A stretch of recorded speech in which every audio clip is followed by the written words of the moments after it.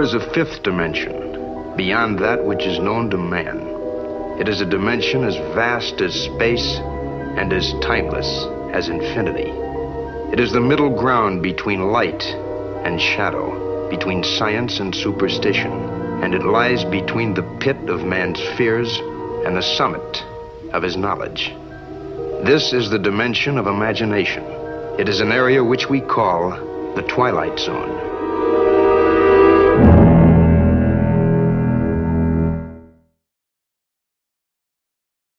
Number one, to come into the truth movement, if you're really concerned about truth, you've got to check an ego at the door, okay? You do not know everything. A lot of you think you do, but you don't. I certainly don't. Through your school system, through your education that you're so proud of, that builds your whole ego, your whole value in life, it's impossible for you to discard it and admit you were deceived. Let me tell you something. You've been deceived. It's not your fault. You can let go of your ego. Nobody's gonna laugh at you except other people that can't let go of their ego. But people that have caught on to the con and realized the power grab that's taken place, they're not gonna laugh at you, they're gonna welcome you.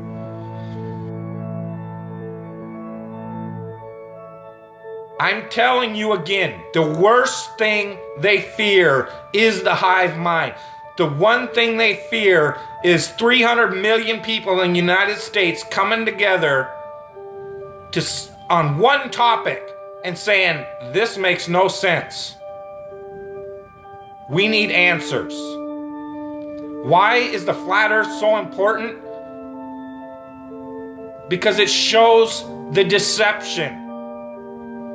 There are enough reasonable questions to create reasonable suspicion that we've been lied to. They can't afford to keep being asked. Whether the earth actually turned out to be diamond-shaped, cross-shaped, pear-shaped, there's enough to see that it's not what we've been told. And once that is revealed, everything these governments have done becomes illegitimate. That is why it matters.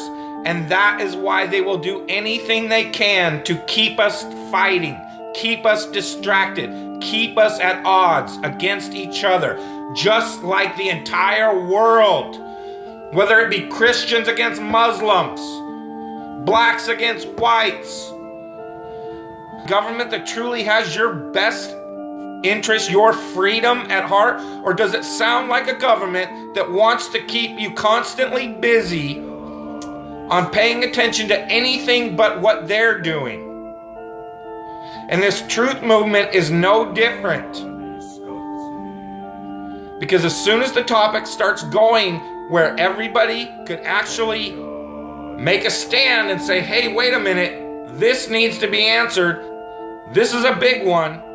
And I don't care what anybody says, the flat earth, the shape of the earth, is the biggest conspiracy and has been used to manipulate, deceive, and control us all. If God forbid everybody came and started demanding answers, and once they can't provide those answers, people realize they are busted. It can't be a mistake. It can't be anything but the deception and control mechanism it is.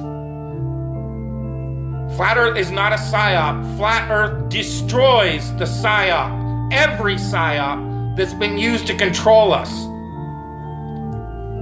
for as long as they've known about it. So this system has been in power and control for hundreds of years, ever since they convinced the rest of the world that they didn't know where they live, and created this fantastical scenario to make people feel insignificant and to follow those that appear to know better, that are just better liars, deceivers, that have no conscience, and will do everything and anything to everybody and anybody they can to keep that power.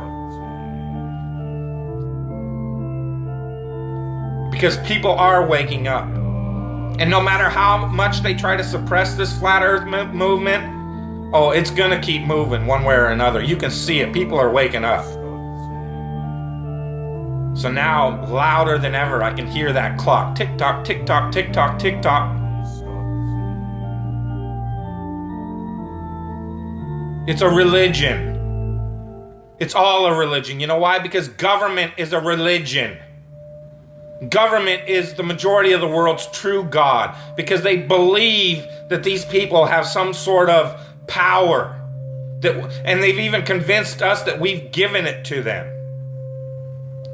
They still have us convinced in 2015, the age of instant communication, that we for some reason need representatives in a city that's not even part of this country called Washington, D.C. to represent us. That in this age of instant communication, we can't represent ourselves for some reason. That's how deep the brainwashing and the indoctrination has gone. They still have you convinced that this government should be run on the same system it was run when people were back on horseback using telegraphs and Pony Express. That's why they had these representatives, had to go to Washington, so that they could go back home to this group of a few 100,000 people and say, well, what do you guys want? Okay, I'll go tell them. And they travel for a week to Washington, D.C. or however long it takes. That's why you needed representatives. Now I can push this button and talk to anybody in the world. What the fuck do I need a representative for? Because it's the power system, the control system. They have to keep indoctrinating you in schools, teaching you about everything and anything but where you live. Now they have to treat out all the money that was going into the educational system to control your mind isn't working anymore. People see how stupid everybody is. That is the failure of government. See, Flat Earth proves the failure of government, period. Because it's either deceived and lied and indoctrinated us all into a false system, or it's completely failed in making people realize if they really live on a globe, a lot of people don't see it. So your education system has failed now, hasn't it? In order to believe it, we've got to believe a bunch of math formulas that only a few people in the world can supposedly understand, and we've just got to take your word for it. Here in this age of all this technology where I can get on this phone, record this video, and send it out to the world, they can't seem to find a way to easily, simply prove to everybody on the planet where they live. It always depends on some formulas that the majority of the people don't understand. And again, the people that do understand it don't understand it. They either that know it's bullshit or they believe it's bullshit because it's just religion and it's not proven. It's just twisted formulas to fit their agenda. It doesn't wash out in reality. What difference does it make? What difference does it make? Yeah, that's their favorite line. Got a lot of people, what difference does it make? You can't figure out what difference it makes? If you can't figure out what difference it makes that the people running your world have fucking lied to you over and over your whole life, if you can't figure out that someone lying to you is trying to control you, suppressing of information, of knowledge, is control. Deception of information and knowledge is a form of control. So what difference does it make? It makes a big difference, because once they start omitting information or lying about information about where you live, they're doing it to control you, period. Why am I having to explain this to critical thinkers in the truth movement? Where you live, it's been a lie the whole time. And if everybody would just come together and demand answers, they would be in checkmate. They would not know what the fuck to do. They cannot prove it. They can't prove the globe because it doesn't exist. So once you calling on them, they're done. You then remove them from power and go from there. That rips down all the other conspiracies. You then have access to all these top secret government files, that national security that they hide all the evidence under. The way you control billions of people is to keep them divided and fighting each other. So they focus on anything and everything but you and how you're controlling them all. If it's true, does it change how I live my life?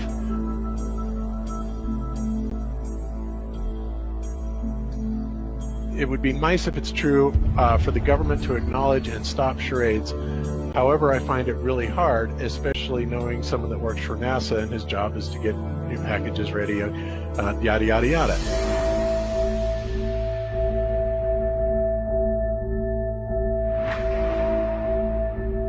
So again, what difference does it make? Well, that's, like I said, that's a great question. And this is something that is not an easy answer because of the magnitude of what we're talking about here.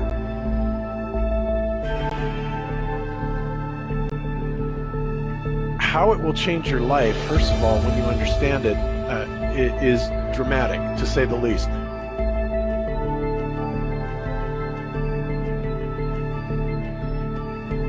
Will it change you from having to go to your job every day and the things that you typically do every day?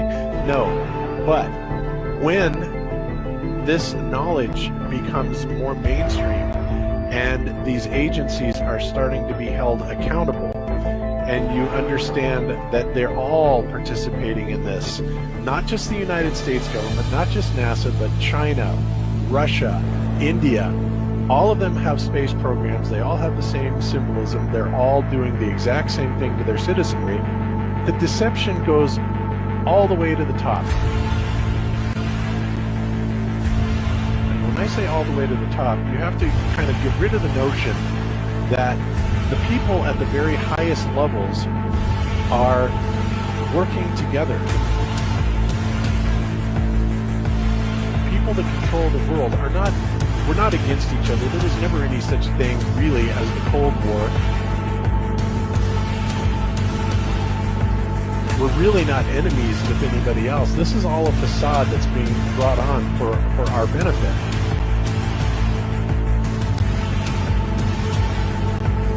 But the people that are in power, that have all the money, the Rockefellers, the Rothschilds, the Morgans, the on and on and on, these are the people that literally run the central banking system, which of course has permeated the entire world.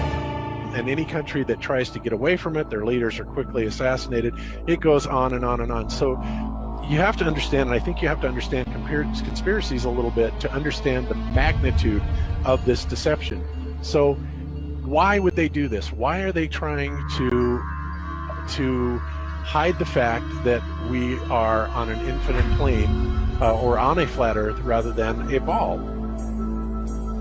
The answer to that, there's a lot of answers to that, but in my personal opinion, if you isolate people into the idea that they're on a blue marble that's in the middle of a universe that is really insignificant, and there's thousands or millions and billions of other worlds and possibly other civilizations, that makes most people think that we are insignificant and that, you know, we did actually come about, you know, as some sort of an accident. All right. Now, when people believe that, it is their minds are much more malleable into being given the idea that, you know, there is no God, there is no creator, that all of this is just some sort of random happenstance. And because of that, you know, that also gives the controllers kind of this fertile soil to build other deceptions on, okay? And it's all about control. Remember, it's not about money. Money is irrelevant. They print the money, right? Money is just, you know, something that you and I agree has value, but it really is just pieces of paper, right? These people are printing the money. They can print money all day long if they want to, and they do. So it's not about that. It's not just about power either. It's about total control.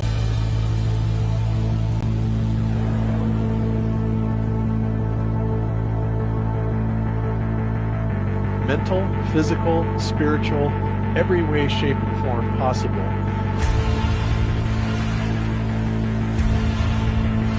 And, you know, to wrap your head around this type of deception, you know, whether you're religious or not, you know, if you're religious, then you understand that this is Satan's plan all along.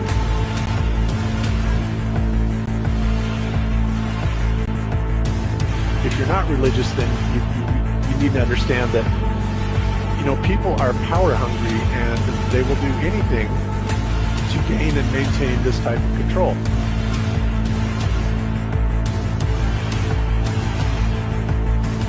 So ultimately, to get back to the question, how will it change? How will it change you? Think about when this idea catches on and the awareness of the level of deception that we are kept under. I always look at those things too, as the fact that we would have that video of the sun going around, or a 24-hour sun video like that in every classroom in the world, because it essentially, if shown to be true, would be proof of the globe. I always go back to the very idea that we were never taught about flat Earth. Just imagine for a second that flat Earth is silly and ridiculous as everyone makes it out to be. So if that were the case, then why wouldn't a whole 2 weeks of class in 6th grade, 7th grade, 8th grade be spent having half the class argue on behalf of flat Earth and having the other half argue on behalf of the globe, have them come up with ideas and thoughts and experiments, and then you put those into action, and then you come together at the end of the 2 weeks and you show which one clearly has more evidence, and then people walk away and they would understand why they live on a globe, they would believe they lived on a globe, they would have proof they lived on a globe. That would be the case if the globe was true. Instead, you were not talked about flat Earth at all. It was in passing, it was ridiculous, Christopher Columbus, it was just thrown aside. No evidence was given for the globe. It was a matter of fact. It was known. It was scientifically accurate. That's the way they taught it. And then they taught the flat Earth the idea of falling off the edge. If you think that that's for no reason, that they just didn't feel like teaching us with actual evidence, and I mean, it's so clear that there's a reason behind why they would do that. And why would they go through all the steps that they've gone through to change the idea of whether or not Columbus or people before him thought the Earth was flat? It is a concerted effort by academia et al. To go through and destroy anybody or anything, any book. And there's tons of examples. There's tons of examples of school books that people have found from 1920 that say people in Christopher Columbus's day thought that the Earth was flat. Well, they go through and they destroy that stuff and they say, nope, this person was confused. This person didn't know. Everybody from 2,500 years ago. Well, it's because they've had to change that, because if somebody started telling people, hey, 500 years ago, we thought that the Earth was flat. It's only been in the last 500 years. People would say, really? I want to go look into that. And that's the last thing they can have people do, is look into this problem, because you will quickly find out that all you have is Aaron Ra beating his drum and not a lot of substance or evidence or facts to show you where you live. And that's going to get people to start searching. And that's ultimately my goal, is getting people to go look into this stuff. Look at like what Ben did. There's problems down there. And that's really the answer. I've asked people before, what would they choose if they could take one trip? Would it be to the north or to the south? And for me, it would be to the south. I definitely think that everything rides on Antarctica. Now, I'm going to sound crazy here, but we've also seen NASA fake a sun. They have a fake sun. They've shown it before. There's pictures of it. Look up NASA fake sun. And they have a patent on it. They have a patent on it. It's got a bunch of bulbs. And it's not out of the question to picture that there's these isolated spots in Antarctica, right? So there's these few bases or whatever. Well, it's not out of the question to think that they would throw a little balloon up with a fake sun and it go around. People might think that's crazy. Oh my goodness, you're out of your... Well, if you don't understand what this lie means to the higher ups, and you look at the fact that somebody gets $52 million a day, that it would be very easy to conceive. They've got balloons they can put up with 8,000-pound apparatuses that stay up for a year. So if that's that easy, this is easier than that. You put up the fake sun for 6 months or 3 months, whatever it needs to be, and you program it to go around that base where those people are. So to me, it's not out of the question. I would have to see it. I mean, I think that the reason we don't see videos of that is because I'm pretty sure somebody with any kind of forensic ability would be able to look at the image and clearly see the difference between the sun and a big light that NASA put up there. Now, somebody who's just a scientist or somebody who's just going there for a trip might not know the difference. They might look up and see the bright thing and say, okay, that's the sun. But somebody with forensic video evidence or photo evidence might be able to just tweak some of the little values and see that it's clearly not the sun. So, I mean, in my opinion, that's even not out of the question that they could be faking the sun down there. It's that important. It means that much to them. Otherwise, that would give up the whole secret. God said, let the waters under the heaven be gathered together in one place. The dry land appeared. It was so. And God called the dry land what? Earth, earth, earth. Now go to verse 14. God said, let there be lights in the firmament of the heaven, divide the day from the night. Let them be for signs, seasons, for days and years. And let them be for lights in the firmament of the heaven to give light to the earth. And it was so, and God made two great lights. All right, what are these lights? The what? Sun and the moon. Did you just read in your Bible that the earth is older than the sun? Yes, you did. Yes, you did. You just read in your Bible that the earth was here before the sun. Right? You certainly did. Now that's a big deal. Now here's what you get into. There's two big words I'm going to throw out here to you. That's what I'm giving to you. And I want you to think about it. Geocentric and heliocentric. So what does that mean? It's just a big word. You pay for the education, let the folks know in school. Here's what it means. Geocentric means that the earth is the center of the universe.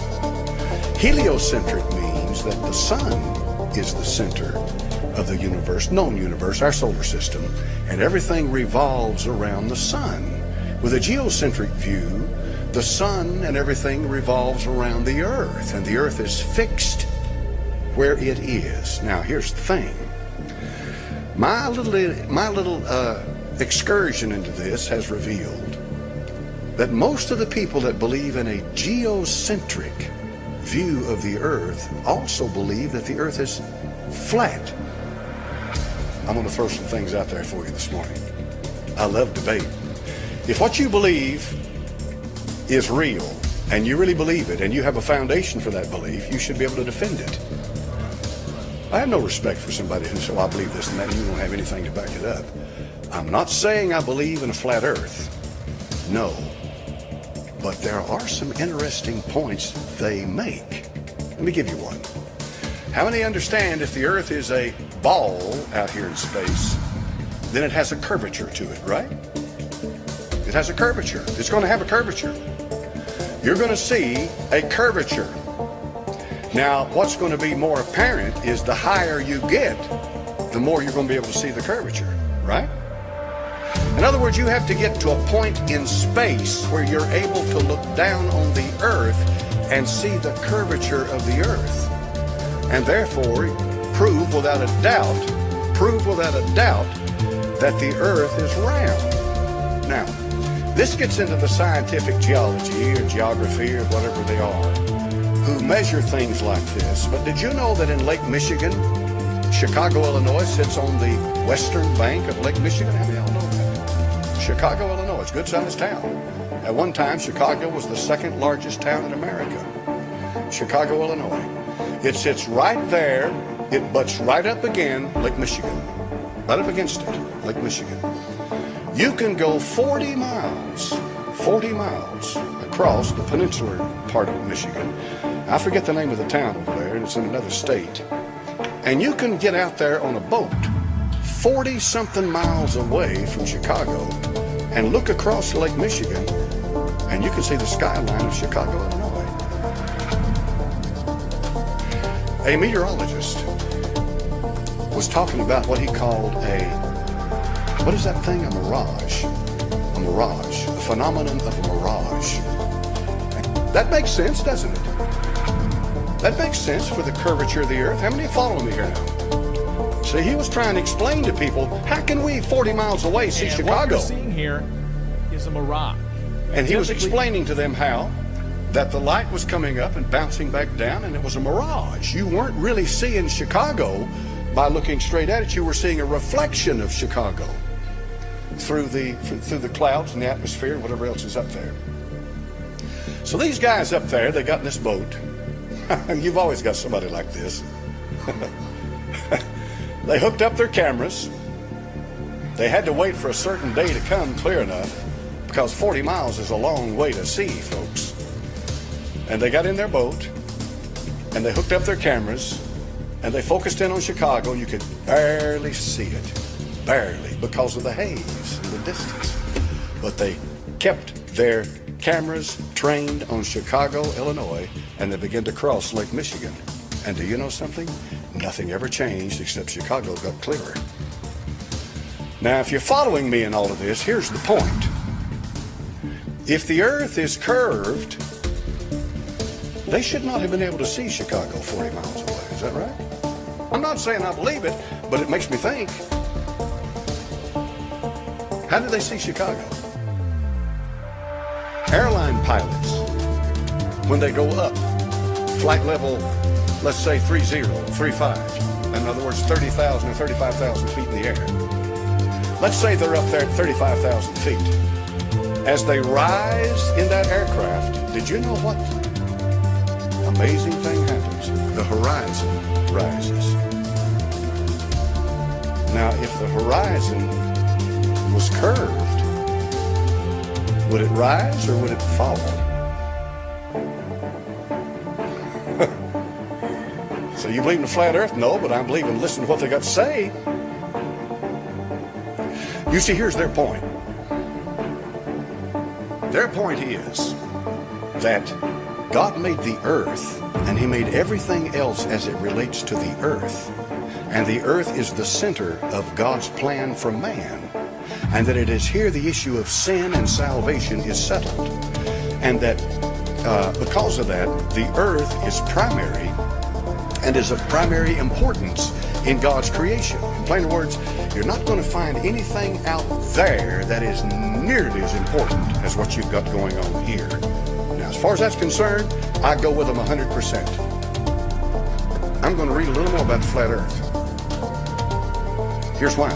I may never believe the earth is flat, but I may learn a lot of things from it that may help me understand my Bible in ways that I could never understand it before. Belief is an acceptance that something exists or is true, especially without proof. Do you believe? Do you believe that Superman, fairies, Santa Claus, the Loch Ness Monster, the Tooth Fairy, do you believe they exist? No? So why do you believe in a globe Earth? What is your evidence? Or is it a belief, a hand-me-down of repeating so-called knowledge without proof? For instance, a teacher teaching a student about fire-breathing flying dragons, who later becomes a teacher teaching about fire-breathing flying dragons. We live on a flat plane of existence, where water finds its level. The horizon line is always flat and rises to eye level, no matter how high you go. Objects only converge into the horizon and disappear once they are past the vanishing point of a person's vision. Whenever an object passes the vanishing point of an observer's vision, the observer can bring the object back into view by zooming in with either binoculars, a high-zoom powered camera, or a telescope. This debunks all claims of objects disappearing over the curvature. Aeroplane flight routes only make sense on a stationary plane realm. Tracking flights will reveal that all flights arc towards the Arctic. No flights ever arc towards the Antarctic. This is because the world is not a globe. The shortest path from point A to point B is a straight line. You cannot track flights in the oceans south of the equator. The reason is that the Global Positioning System, GPS, is actually the ground positioning system. The northern half of the world is more or less identical in shape and distance on both the globe as well as the plane realm models. In the southern half of the world, the two models are completely different, of course. GPS only tracks flights in the north. All intercontinental southern flights always have to travel to the north to get to their destinations. This is because we live on a stationary flat plane of existence, not on a spinning globe in vacuum. Gravity is a theory that explains why objects stick to the globe instead of falling off into the vacuum of space. Gravity exists in strict support of the theory of relativity, which states that large masses in the universe create space-time, which bends the vacuum of space and creates a phenomenon called gravity. In a vacuum, space cosmology, the direction is relative, in that up is anywhere away from the core of the planet, and down is anywhere towards the core of the planet. The universal constant here is that in the vacuum of space, the norm is 0 g. None of these theories have ever been proven true, and all attempts to prove these theories have resulted in complete fail. Plain Earth realm cosmologies reject the theory of relativity. This means that there is no need for gravity and space-time to explain its physics. We know that in order for something to have properties, it must exist. A vacuum is a lack of matter. How can something non-existent have properties? How can nothingness bend and curve? It can't. This proves that there is no science behind space-time or gravity, and that the two theories are fabrications of the imagination rooted in magic, rather than real physics and science. Plain Earth cosmologies instead claim that reality is absolutist, in nature rather than relative. This means that the universal constant is 1g, objectively and absolutely down, instead of 0g. There is no natural 0g. All matter, when placed in a vacuum, will objectively fall downwards. Not because it is pulled by the gravity of anything, but rather because the entire physics of the plane realm is absolutist in nature, where up is definitely up and down is definitely down. This is in complete accordance with everything that we can scientifically observe, test, and repeat. This is only possible on a flat plane of existence. It is completely impossible on a globe heliocentric model.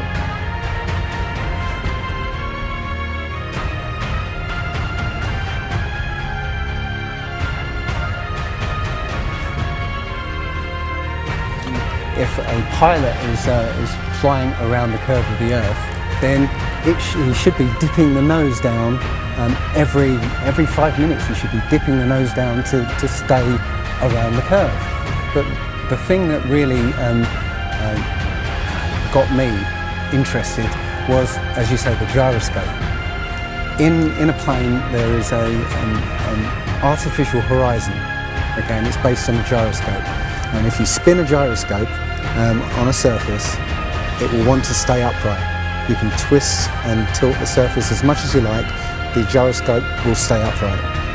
So if a plane has a gyroscope and it starts following the curve of the Earth, the gyroscope would stay upright, which means the artificial horizon will start to roll backwards. But it doesn't. That's absolute proof that a plane flies over a flat surface rather than a curved one. Because I asked the pilot on my last flight, do you ever notice the artificial horizon rolling backwards? He said, no, but the artificial horizon has complex electronics in it to make sure it knows where it is on the Earth and it compensates. But I went to the manufacturer of the artificial horizon, and they confirmed to me that it's completely mechanical, nothing electronic in it whatsoever. So it's literally just a gyroscope that can freely move. So that right there is proof to me that planes fly over a plane. And if we lived on a ball, we would know it. We would know it, man. We would know it. And it's flat as fuck. I don't know how much more I can, tell you, or how many times I gotta say it. No matter where you go, all over this earth, it's flat. The lands are flat. With topography. It's flat, man. The sea level's flat. Sea floor is flat. Horizon is flat. The earth is flat. I just don't understand why people can't understand this. And I think more people are like, no way, there's no way our government could be lying to us about something like that. There's no way that all of these scientists that they pumped up and propped up is lying to us in the past. There's no way that everything I learned in school was a bunch of bullshit. There's no fucking way. And I think that's why people are, you know, they can't get it. They don't grasp it. You know, they don't, they just can't put the 1 + 1 together.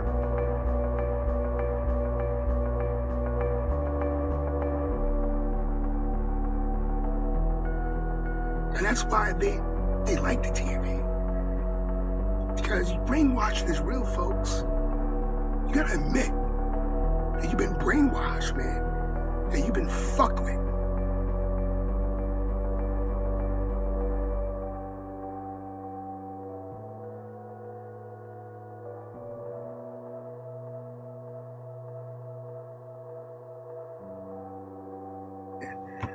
That you present people with evidence, you know, you get people to think, and they just can't get it through their thick skulls, man. Like they've been lied to like that. You know, they ain't never seen curvature before.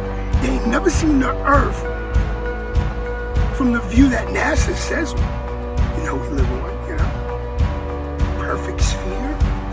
How does water bend into a ball, man? What's holding up the water? It's a perfect sphere. What's holding up the water to curve it into a ball? You're not even fucking thinking, man.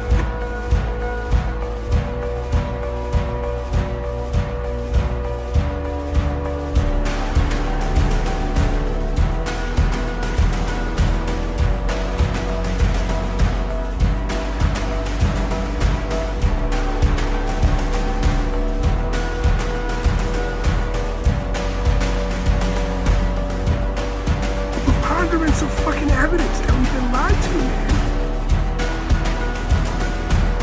You know? I didn't say we live on a ball. The scientific establishment, NASA, they say we live on a ball, man. Don't get mad at me. Because I see no proof we live on a ball. Don't call me stupid. You know, call me stupid. Wait a minute, we don't feel like we spinning. You never seen curvature. You know?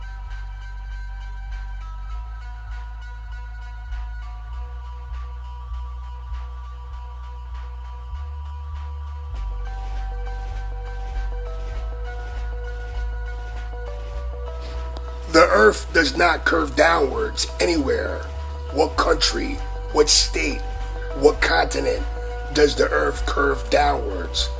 Not only that the Earth does not curve downwards, it does not curve upwards.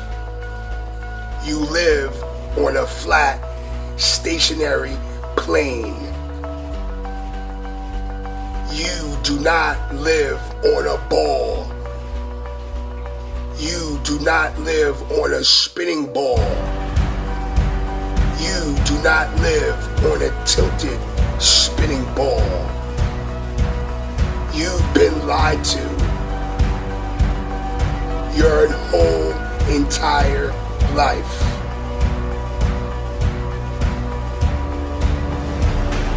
A quarter is round, but it's flat. We know it's round, but it's flat. The Earth does not curve downwards, nowhere.